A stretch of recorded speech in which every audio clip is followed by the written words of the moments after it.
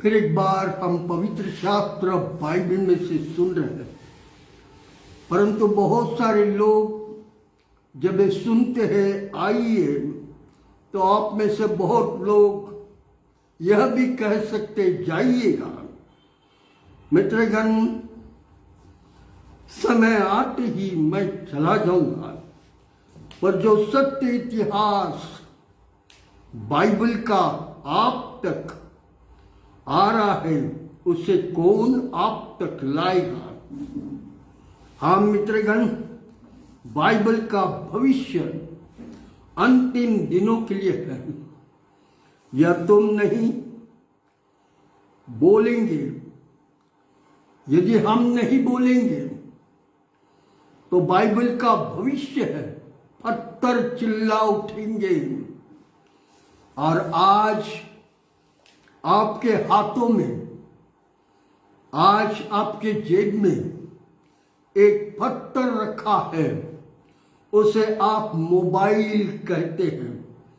वह चिल्ला रहा है, बोल रहा है, सुनिए भाई, सुनिए बहन, सुनिए माता, सुनिए बुजुर्ग भाइयों, सुनिए, इस सत्य को सुनिए।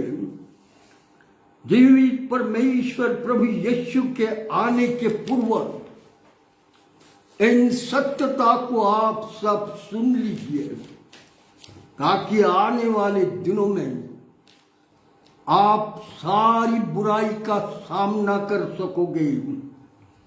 बाइबल का सत्य इतिहास जानना हमारा कर्तव्य है, परंतु आज थोड़े देर के लिए जो कुछ मेरे भारत देश में हुआ है, उसके लिए हम सब मसीही समाज दुखी है। ऐसा होना नहीं चाहिए, परंतु शैतान इन अंतिम दिनों में हर देशों में बुराई करता जाएगा। परंतु आज हमें चाहिए कि हम बड़ी बड़ी नम्रता से ईश्वर से कहें कि हमारे देश पर तू अपनी दया कर, हर एक व्यक्ति की रक्षा कर, हर एक व्यक्ति को संभाल। हम इन अंतिम दिनों में हैं, ऐसे समय में ऐसी सारी घटनाएं होते जाएगी, परंतु हमको हिम्मत रखना है और आगे बढ़ना है, ताकि हम अपने देश की, अपने लोगों की रक्षा कर सके। आज मेरे देश जितने परिवार मारे गए हैं, वे दुखी है, रो रहे हैं, आंसू बहा रहे हैं। उनकी आंखों के आंसू परमेश्वर देख रहा है। मित्रगण, कोई भी ऐसा ना करे, चाहे परदेश से आए हुए लोग करें, चाहे हमारे देश के अंदर के लोग आपस में करें। यह पाप है, यह गुनाह है, यह परमेश्वर के लेखे न्याय नहीं, यह अन्याय है। और इसके लिए हम सबको एकजुट होकर हमारे देश की मदद करना है। परमेश्वर इस समय में हमारे देश को ऐसा मजबूत करे कि इन शैतानी वातावरणों को हमारे देश में ना रहने दे, परंतु सारी शांति को हमारे देश में स्थापित करें। बाइबल का इतिहास, सत्य इतिहास जानना हर मनुष्य जाति का कर्तव्य है। लोग पवित्र शास्त्र बाइबल को पढ़कर सत्य जानना चाहते हैं और सत्य परमेश्वर प्रभु यीशु पर विश्वास करना इन अंतिम दिनों में हर मनुष्य जाति का कर्तव्य है। पिछले बुधवार को हम सुन रहे थे संत थोमा का इतिहास, देख रहे थे कि हाँ मित्रगण, भारत देश के तमिलनाडु, केरल के प्रांतों में सेवा कर रहा था, परंतु देवनंदमन राजा ने संत थोमा को मार डाला। भाले और तलवार से मारने का परिणाम 500 से मर गया, परंतु थोमा की सेवकाई चलते समय में थोमा ने प्रभु यीशु की सेवा वहां की, और प्रभु यीशु की सेवा जब चल रही थी तो पवित्र शास्त्र ऐसा बोलता है और इतिहास इस प्रकार कहता है, वहां के लोग जो कायस्थ ब्राह्मण थे उन्होंने यीशु मसीह पर विश्वास किया, और वे कायस्थ ब्राह्मण जिनका पूरा सर टकला और बीच में चोटी है, ऐसे पुजारी इन्होंने यीशु मसीह पर विश्वास किया, और 500 से ऊपर केरला के और विभिन्न स्थानों के पुजारियों ने, केरला और तमिल के पुजारियों ने प्रभु यीशु मसीह को स्वीकार कर लिया, और स्वीकार करने के बाद उन्होंने बपतिस्मा लिया।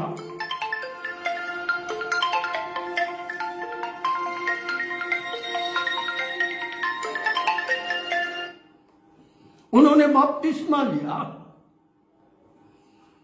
और वे प्रभु यीशु के हो गए। उन्होंने अपना जीवन बदल डाला। ओ ये पुजारी आत्मिक हो गए।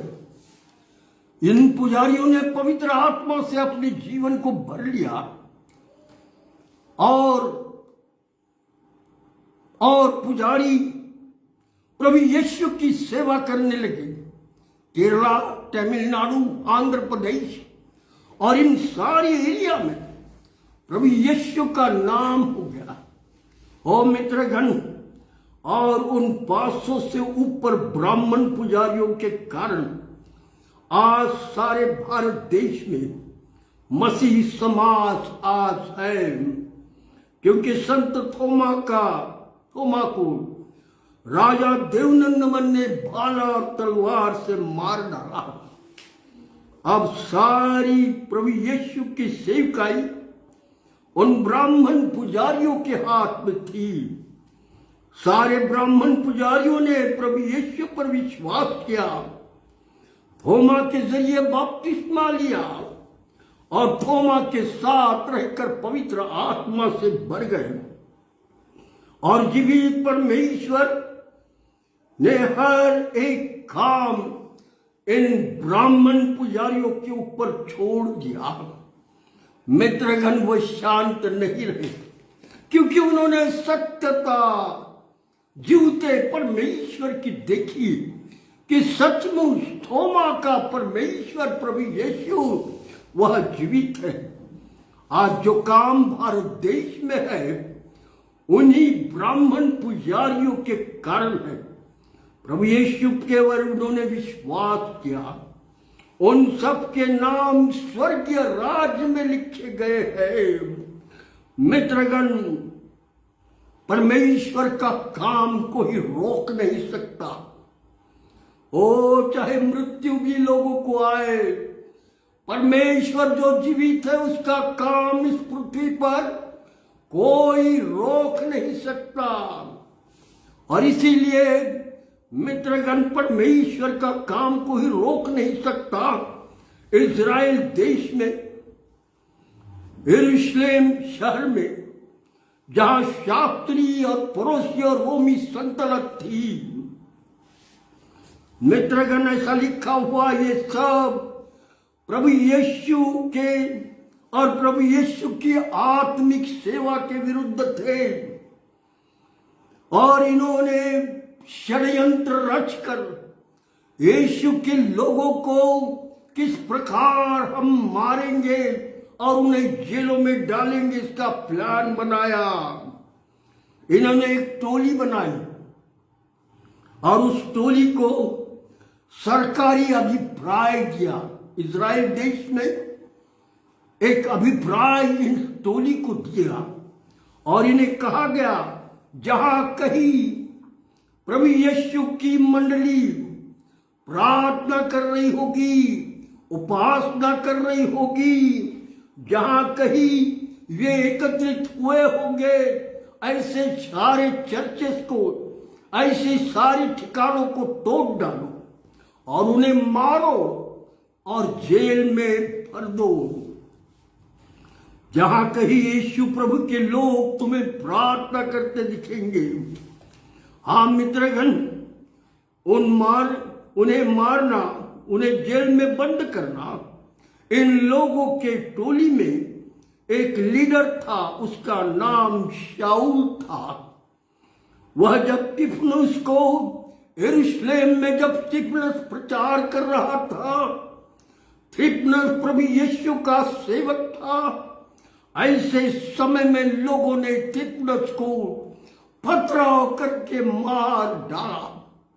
उस समय ये शाऊल भी लोगों को मदद कर रहा था, रोक रहा था और मारने के लिए कह रहा था।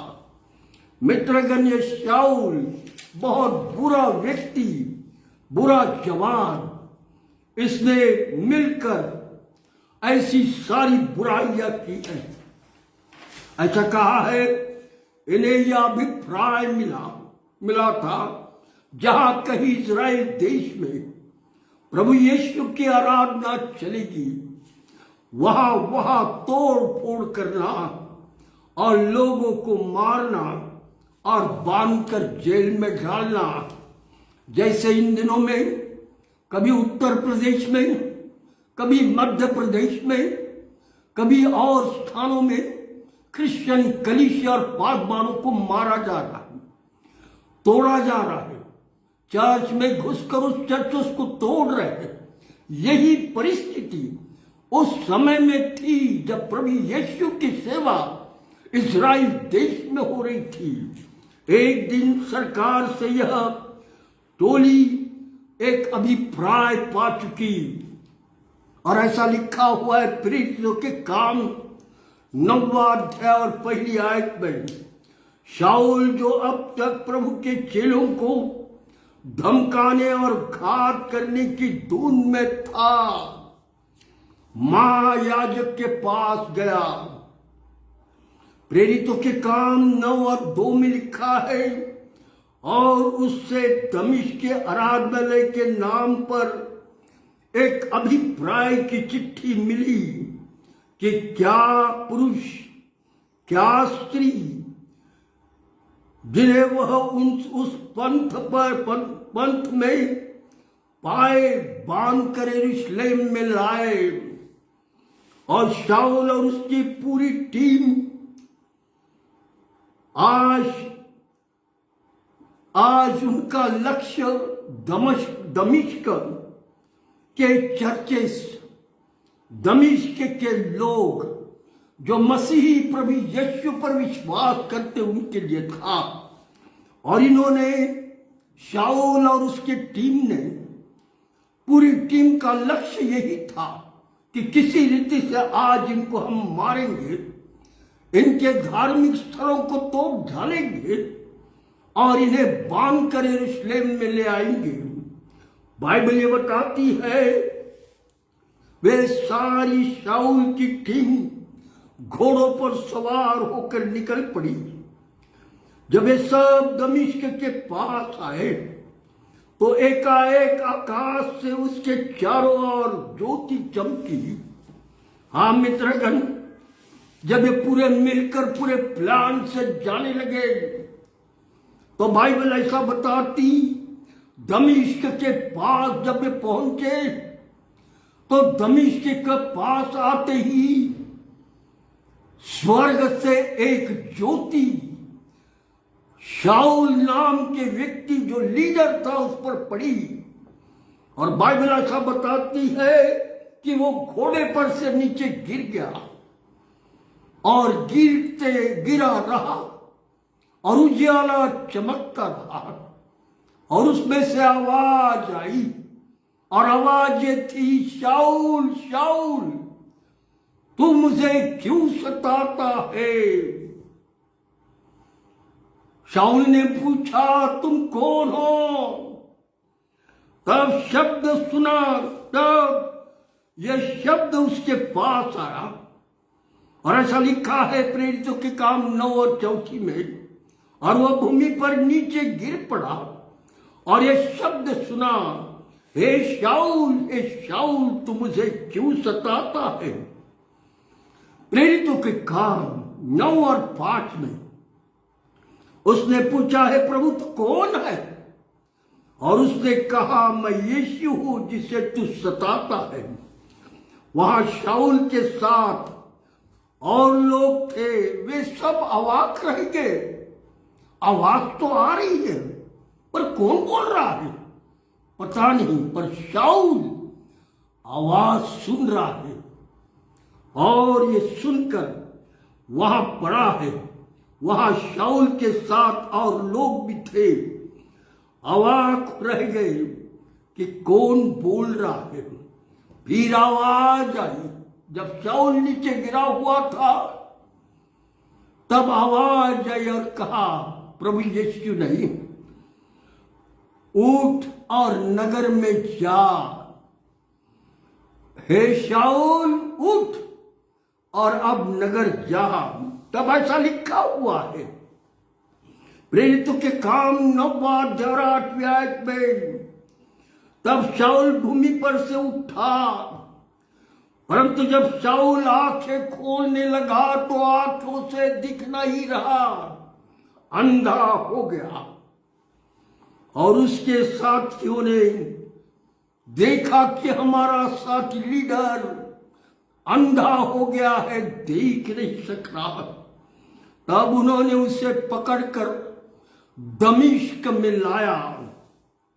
और ऐसा कहा है प्रेरितों के काम 9वां अध्याय और 9वीं आयत में, वह 3 दिन तक न देख सका, न खाया न पिया।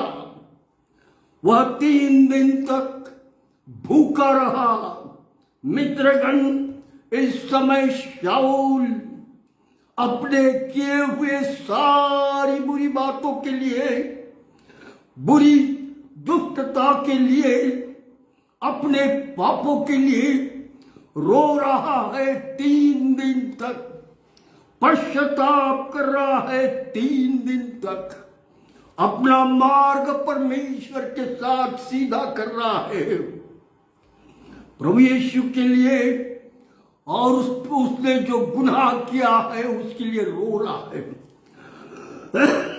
अपना मार्ग परमेश्वर प्रभु यीशु के साथ रोकर पश्चाताप करके ठीक कर रहा है। मित्रगण, चाहे हम कितनी भी दुष्टता करें, पाप करें, मार काट करें, लोगों को सताए, एक दिन परमेश्वर का है। हाँ, जितनी बुराई करना है कर लो, पर एक दिन आपको परमेश्वर के सामने खड़ा होना है।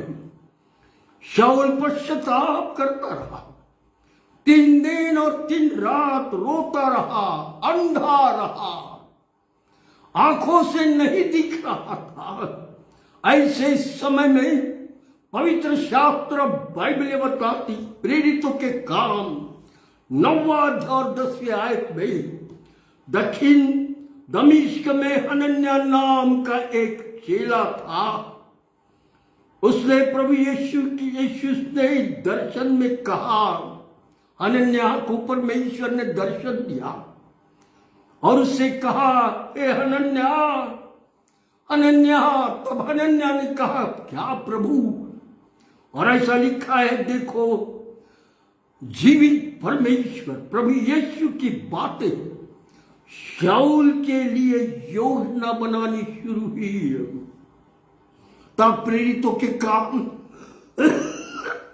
इसका 9वां अध्याय है, अब उसकी 11वीं आयत में, तब प्रभु यीशु ने हनन्याह से कहा, उठ, उस गली में जा जो सीधी कहलाती है, और यहूदा के घर में शाऊल नामक एक तरसुस वासी को पूछ, क्या, क्योंकि देख वह प्रार्थना कर रहा है। हाँ मित्रगण, परमेश्वर जब किसी को पकड़ लेता है, परमेश्वर जब किसी को चूम लेता है, तो वो व्यक्ति रोना और पश्चाताप करता है, वह व्यक्ति प्रार्थना में लग जाता है। प्रेरितों के काम 9वां अध्याय 12वीं आयत में शाऊल ने प्रार्थना करते समय में देखा दर्शन कि हनन्याह नाम का एक पुरुष अंदर घर में भीतर आ रहा है और उसने उसके ऊपर हाथ रखा है, और ताकि शाऊल फिर से देखे। परंतु मित्रगण, बाइबल ये बताती है, प्रेरितों के काम 90 अध्याय में और 13वें वचन में हनन्याह ने परमेश्वर को उत्तर दिया, हे प्रभु, मैंने इस मनुष्य के विषय में बहुत से सुना है, बहुतों से, कि इस मनुष्य ने यरूशलेम के अंदर तेरे पवित्र लोगों के साथ बड़ी बुराई और दुष्टता की है, इसने बहुतों को मारा है। ओ हनन्याह कह रहा, प्रभु, ये व्यक्ति बहुत खराब है, इसने यरूशलेम में बहुत लोगों को मारा है, ओ बहुत प्रार्थना स्थान तोड़ डाले हैं। परंतु प्रभु इस समय में हनन्याह से क्या कह रहा है हम देखेंगे। प्रेरितों के काम 9वां अध्याय 14वीं आयत में, और यहां भी उसको हनन्याह प्रभु को बता रहा है कि यहां भी उसको प्रधान याजकों की ओर से, अधिकारियों के ओर से, जो लोग प्रभु यीशु का नाम दमिश्क में लेते हैं और प्रार्थना करते हैं, उन्हें बांध कर लाने का अभिप्राय मिला हुआ है। और तब प्रभु यीशु से क्या कहता है प्रेरितों के काम 9वां अध्याय 15वीं आयत में, परंतु प्रभु यीशु ने हनन्याह से कहा, तू चला जा, क्योंकि वह तो अन्य जातियों को और राजाओं को और इजराइलियों को के सामने मेरा नाम प्रकट करेगा, मेरा चुना हुआ पात्र हो गया। देखो मित्रगण, पश्चाताप मनुष्य के जीवन को परमेश्वर के करीब ले जाता है। मनुष्य का पश्चाताप करना मनुष्य के पाप और दुष्टता से छुटकारा पा लेना, वो मनुष्य परमेश्वर के करीब चला जाता है। और यह प्रभु उसके लिए क्या कह रहा है, मेरा चुना हुआ पात्र। अरे उसने तो चर्च तोड़ डाले, इसने तो बहुत पासवानों को मारा है, इसने तो लोगों को जेल में डाला है। परंतु आज प्रभु यीशु से कह रहा है, हे हनन्याह, यह तो चुना हुआ मेरा पात्र है। हाँ मित्रगण, जब मनुष्य पश्चाताप करता, पापों से छुटकारा पाता, बुराई से दूर हो जाता और रोकर पश्चाताप करता और प्रभु यीशु पर विश्वास करता, तब प्रभु यीशु उसके लिए सारे उत्तम से उत्तम मार्ग तैयार करता। वो मेरा चुना हुआ पात्र है। आज मुझे और आपको मौका है, मैं और आप यदि दुष्टता में पड़े हैं, यदि मारकाट में पड़े हैं, यदि चर्चेस तोड़ने में पड़े हैं, यदि हम कलीसिया को मारने में लगे हुए हैं, यदि हम पासवानों को जेल में डालने के लिए लगे हुए हैं, तो आज नम्र हो जाओ, पश्चाताप करो पापों के लिए और प्रभु से कहो, मुझ पर दया कर। देखो प्रभु यीशु का प्रेम। अब शाऊल मेरा चुना हुआ पात्र है। हाँ मित्रगण, यही सुंदरता मसीहत में, यही सुंदरता स्वर्गीय परमेश्वर की है जो मसीहत में उतरी हुई है। और इसीलिए हम सत्य पे चलते हैं। और इसलिए आगे ऐसा लिखा हुआ है प्रेरितों के काम 9 और 16 में, और प्रभु परमेश्वर कह रहा है, अब मैं शाऊल को बताऊंगा कि मेरे नाम के लिए उसे कैसे कैसे दुख उठाना है। ओ, उसे दुख उठाना है, कैसे कैसे दुख उठाना है, यह मैं बताऊंगा। प्रेरितों के काम 9वां अध्याय 17वीं आयत। तब हनन्याह उठकर उस घर में गया जहां पर शाऊल था और उस पर अपना हाथ रखकर कहा, हे शाऊल, हे शाऊल। प्रभु अर्थात प्रभु यीशु जो उस रास्ते में जिससे तू आ रहा था तुझे दिखाई दिया, उसने मुझे भेजा है कि तेरे ऊपर हाथ रखूं और तुझे दृष्टि दूं, तेरी आंखों को खोलूं और ऐसा कहते और पवित्र आत्मा से तुझे परिपूर्ण करूं। और ऐसा लिखा है, और तुरंत जब हनन्याह उस पर हाथ रखकर प्रार्थना कर रहा था, और शाऊल रो रहा था।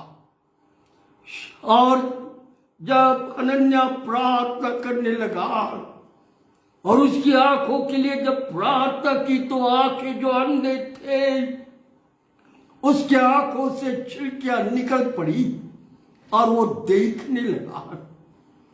और उस पर ऐसी प्रार्थना की कि पवित्र आत्मा की सामर्थ्य, आशीष, अभिषेक इस शाऊल पर उतर आया और तुरंत उसकी आंखें खुल गई।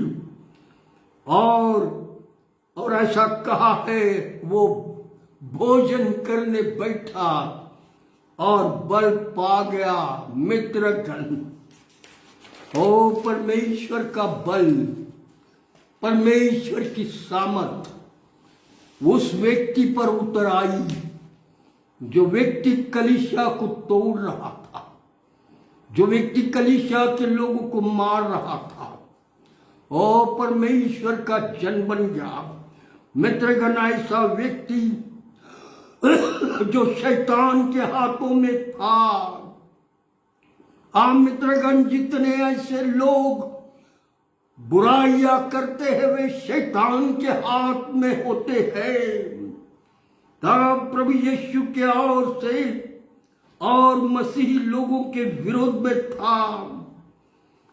मित्रगण, ऐसा व्यक्ति जो शैतान के हाथों में था, तब तक प्रभु यीशु के और मसीही लोगों के विरोध में था। मित्रगण, मसीहों को मारने, बांधकर जेल में डालने वाला शाऊल बदल गया।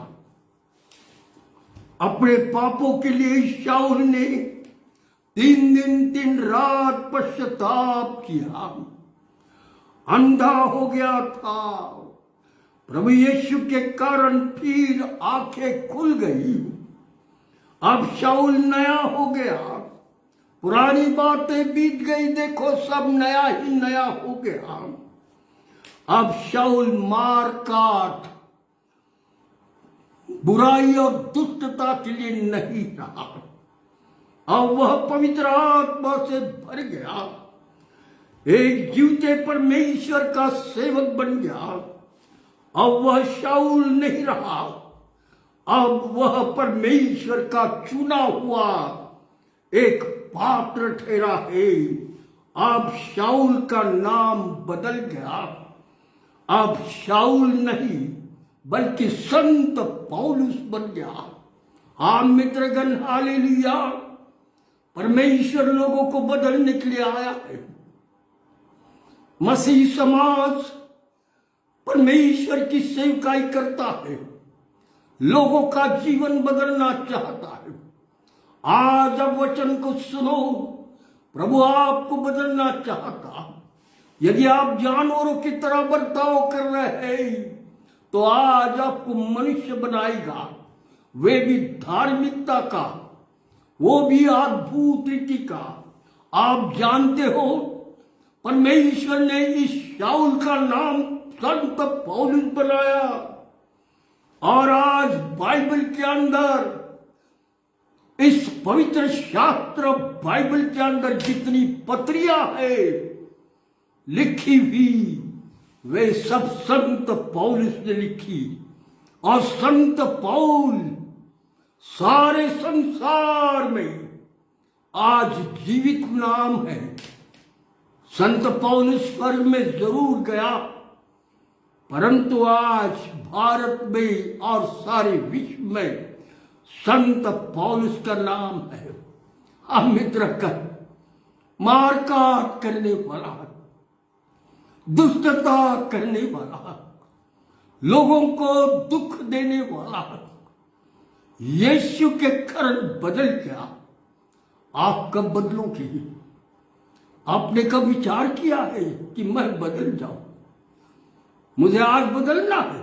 हाँ मित्रगण, आज आपकी इच्छा, आपने जीवन में आपका जीवन बदलना या नहीं।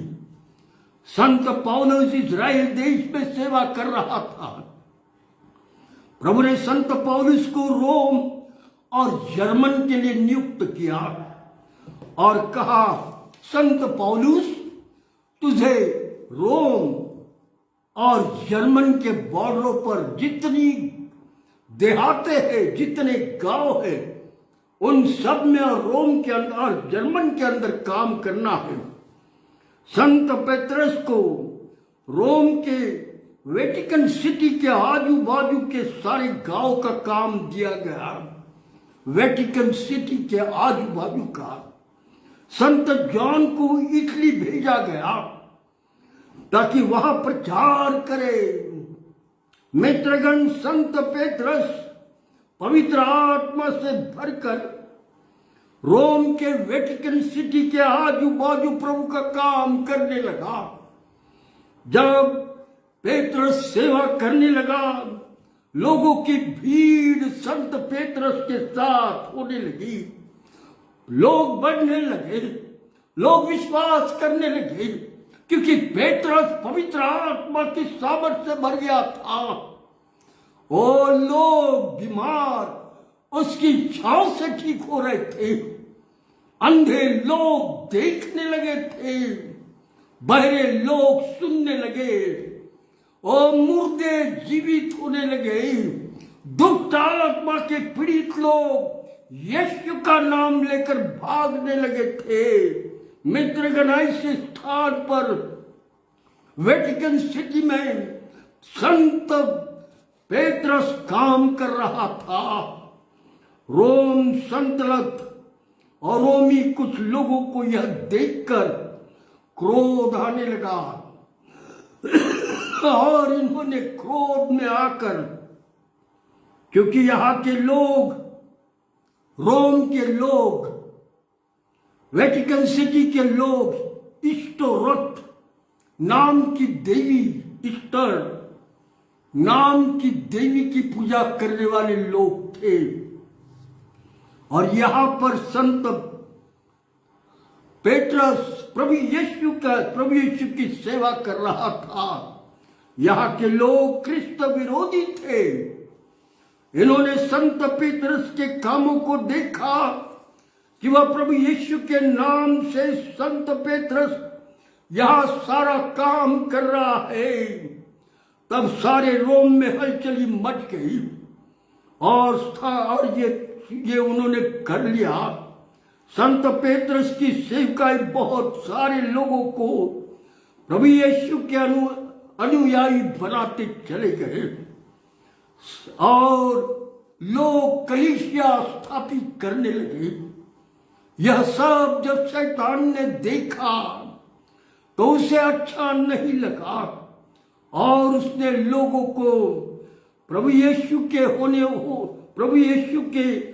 हो रहे उन लोगों के विरुद्ध एक काम करना शुरू किया। प्रभु यीशु की कलीसिया रोम में पेत्रस की सेवकाई के कारण स्थापित होने लगी।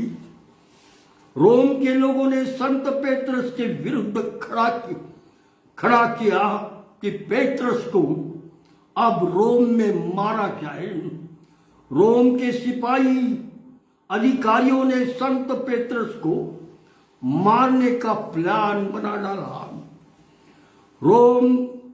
रोमी सल्तनत के सिपाहियों ने कहा, हमने इसके गुरु यीशु को क्रूस पर सीधा टांग कर इस्राएल यरूशलेम के शहर में सीधा खड़ा करके मार डाला था। हम इस पितरस को उल्टा सलीब पर टांगेंगे और उसे मार डालेंगे। इस पर पेत्रस को हम क्रूस पर उल्टा टांग कर मार डालेंगे। मित्रगण, प्रभु यीशु के शिष्य सारे शैतान के टारगेट में आ गए और शैतान सारी बुराइयां के लिए लोगों को, सिपाहियों को, रोमी सल्तनत को उकसा रहा है। सिपाहियों ने संत पेत्रस को पकड़ लिया और उसे क्रूस पर उल्टा टांग डाला और ऐसा लिखा है उसे बांध दिया। लोगों ने और सिपाहियों ने तीर चलाए और थॉमस और संत पीतरस को तीर से मारने लगे। फिर ऐसा लिखा हुआ है संत पीतरस को, पेत्रस को भाले से और तलवार से मारने लगे। लोगों ने, सिपाहियों ने संत पेत्रस के सारे शरीर से रक्त निकाला। भालों से मारा, तलवारों से मारा। संत पीतर क्रूस पर उल्टा टंगा हुआ है, तड़प रहा था, रक्त बहने लगा। पेत्रस तड़प रहा है, परंतु प्रभु यीशु की सेवकाई पूरी करनी है। मित्रगण, संत पेत्रस क्रूस पर उल्टा रखते समय मर गया। संत पेत्रस का रक्त रोम देश में गिरा और असंख्य उपज रोम में प्रभु यीशु के लिए पैदा हुई। मित्रगण, प्रभु यीशु के लोग मारे जा रहे और संत लोग मारे गए और जिस देशों ने मारा वह देश प्रभु यीशु के लिए जीता गया, क्योंकि प्रभु यीशु के सारे चेलों का रक्त जीवित और उपज लाने वाला था। संत पौलुस रोम और जर्मन देश के मध्य में काम कर रहा था। संत पीतर के विषय में सुना, संत पौलुस के विषय में अब हम सुनने जा रहे हैं। लोग संत पौलुस की सेवकाई जो सुन रहे थे, देख रहे थे, प्रभावित होने लगे। लोगों ने प्रभु यीशु को अपना जीवन दिया। ठीक ठिकानों में, गांव में मंडलियां स्थापित होने लगी। संत पौलुस के जरिए कलीसिया स्थापित हुई।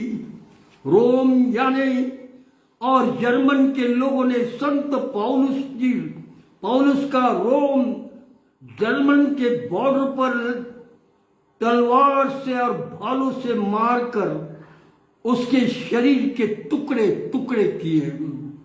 मित्रगण, संत पौलुस का रक्त सारे रोम और जर्मन और सारे यूरोप देश में मसीही बना सके। हाँ मित्रगण, जब पेत्रस का रक्त रोम में, जब संत पौलुस का रक्त जर्मन और रोम के बॉर्डर पर मारा गया, तब उसका परिणाम सारा यूरोप कंट्री प्रभु यीशु का हो गया। सारे देश जीवते परमेश्वर प्रभु यीशु के नाम से आज तक है। हाँ मित्रगण, ये सत्यता आप तक दे रहा हूं। आगे ऐसा लिखा हुआ है, संत यूहन्ना जिसने प्रकाशित वाक्य लिखा, वह आत्मा से भरा हुआ, जिसे प्रभु यीशु ने जब वो क्रूस पर था उस समय अपनी मां मरियम को कहा, यह तेरा बेटा है, और यूहन्ना से कहा, यह तेरी मां है। वह यूहन्ना इटली देश में आया, प्रभु यीशु की सेवकाई करने लगा। लोगों ने यूहन्ना को पकड़ लिया और एक बड़ी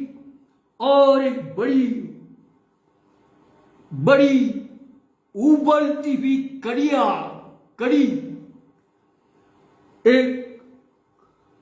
एक उबलती हुई कड़ी जिसके अंदर तेल डाला हुआ, ये कढ़ाई बड़ी थी।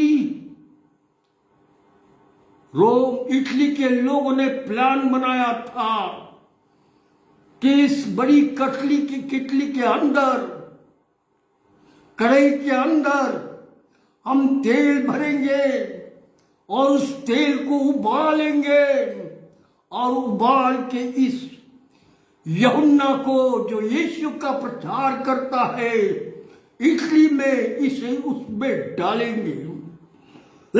और मित्रगण, ये लोगों ने दुष्टता का प्लान बना लिया। ओ यूहन्ना को वो देख रहे थे, कहा है यही वो यूहन्ना है जिसने प्रकाशित वाक्य लिखा है। यूहन्ना बड़ी आत्मा से इटली देश में सेवा कर रहा था, लोगों का जीवन बदल रहा था, लोग कलीसिया बनाते जा रहे थे, लोगों के मध्य में प्रभु यीशु का नाम बढ़ता जा रहा था। और लोगों ने पकड़ा और इसे उस उबलते हुए कढ़ाई में जो तेल था बांध कर डाल दिया। यूहन्ना तेल के अंदर, गरम तेल के अंदर पड़ा हुआ है, और ऐसे समय में परमेश्वर की सामर्थ ने इस यूहन्ना को उस तेल से बाहर निकाला। जब यूहन्ना तेल से बाहर आया, सारे लोग डर गए और यूहन्ना चलता हुआ अपने स्थान की ओर जाने लगा। मित्रगण, परमेश्वर की सामर्थ ने इस यूहन्ना को, जिसने प्रकाशित वाक्य लिखा है, उसे उबलते हुए कढ़ाई के तेल में से बचा लिया। आज तुमको और मुझे प्रभु बचाने के लिए तैयार है।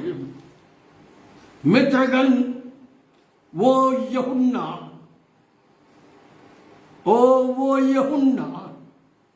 इटली के क्रिश्चियन मिशन में बिशप बना, और बिशप रहते समय में इटली में बहुत बड़ा काम करने लगा। पर यूहन्ना को परमेश्वर ने जब उबलते हुए तेल से बाहर निकाला तो सारे इटली में एक प्रकार की हलचल मच गई और सारे लोग मसीही होने लगे। यूहन्ना बिशप था एक मिशन में, और ऐसा लिखा हुआ है कि 100 बरस तक उस मिशन में काम करता रहा, और नेचुरल रीति से डेथ आई और यूहन्ना चला गया। मित्रगण, प्रभु यीशु के सामने कोई टिक नहीं सकता। हो, मुझे और आपको विश्वास में मजबूत बनना है, मुझे और आपको परमेश्वर पर विश्वास करना है। मुझे और आपको प्रभु के संग चलना है। हाँ मित्रगण, समय बुरा है, पर आज यदि मैं और आप जीवते परमेश्वर के संगत में विश्वास में मजबूत रहेंगे तो हम जीवित रहेंगे, ओ नाश नहीं होंगे, अनंत जीवन हमें मिलेगा। आज थोड़ा समय उनके वापिस आने के लिए विश्वास कीजिएगा।